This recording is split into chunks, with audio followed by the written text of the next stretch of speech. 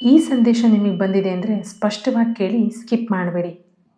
ಇವತ್ತು ನಿಮ್ಮ ಮುಂದೆ ಹೊಸ ದಾರಿ ಕಾಣ್ತಾ ಇದೆ. ಏನೋ ಮುಂದಕ್ಕೆ ಹೋಗಬೇಕು ಅನ್ನೋ ಫೀಲಿಂಗ್ ಹೊಸದಾಗಿ ಬರ್ತಾ ಇದೆ. ಆದರೆ ತಕ್ಷಣ ಓಡಬೇಡಿ. ಸ್ವಲ್ಪ ನಿಲ್ಲಿ, ಸ್ವಲ್ಪ ವಿಶ್ರಾಂತಿ ತೆಗೆದುಕೊಳ್ಳಿ.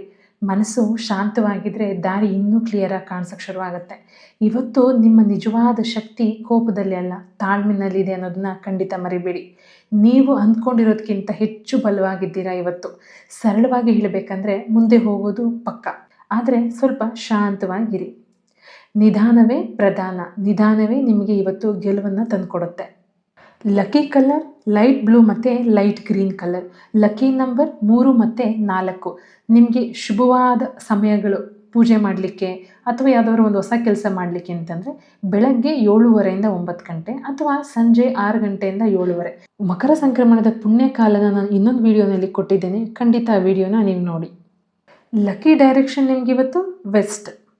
ಸಿಂಪಲ್ ಆಗಿ ಒಂದು ಟಿಪ್ಸ್ ಹೇಳಬೇಕಂತಂದರೆ, ಶಾಂತವಾಗಿ ಕುಳಿತುಕೊಂಡು ಉಸಿರಾಟದ ಮೇಲೆ ಗಮನ ಕೊಡ್ತಾ ನಿಮ್ಮ ಉಸಿರಾಟದಲ್ಲಿ ಓಂ ಮಂತ್ರವನ್ನು ಹೇಳಲಿಕ್ಕೆ ಟ್ರೈ ಮಾಡಿ. ನಿಮಗೆ ಎಲ್ಲ ರೀತಿಯಲ್ಲೂ ಒಳ್ಳೆಯದಾಗುತ್ತೆ. ಇದೊಂದು ಅಫರ್ಮೇಷನನ್ನು ನೀವು 11 ಸಾರ್ತಿ ಹೇಳಿಕೊಳ್ಳೋದ್ರಿಂದ ದಿನ ಇನ್ನೂ ಚೆನ್ನಾಗಿರುತ್ತೆ. ನಾನು ಶಾಂತವಾಗಿದ್ದೇನೆ, ನನ್ನ ಶಕ್ತಿ ಇನ್ನೂ ಹೆಚ್ಚಾಗ್ತಾ ಇದೆ. ಇದನ್ನು ನೀವು 11 ಸಾರ್ತಿ ಹೇಳ್ಕೊಳ್ಳಿ. ಎಲ್ಲರಿಗೂ ಒಳ್ಳೆಯದಾಗಲಿ. ಕೃಷ್ಣ ಅರ್ಪಣಮಸ್ತು.